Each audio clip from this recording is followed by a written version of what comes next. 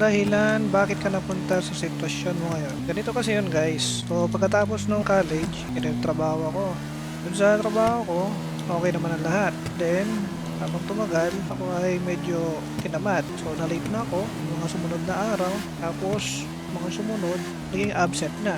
Tumagal na ganun, hindi naramdaman ko yung boss ko, parang sisibakin na ako. Bago pa ako masibak, naghanap na ako ng bagong trabaho ko. Tapos nakahanap ako. Simula, okay pa naman. Kung medyo tumagal, lagi na naman akong late. Tumagal pa lalo, lagi na naman akong absent.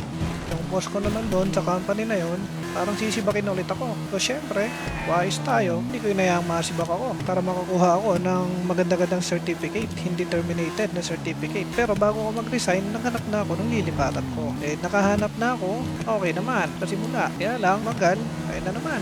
Pasaway na naman. Lagi na naman ako late. Sinabihan ako, pinagalitan ako, pero wala, hindi nagbago. Hindi naglaon, lagi na naman ako absent. Hindi nakaramdaman ko na naman, gano'n na naman ang mangyayari. Ang sisibakin na naman ako.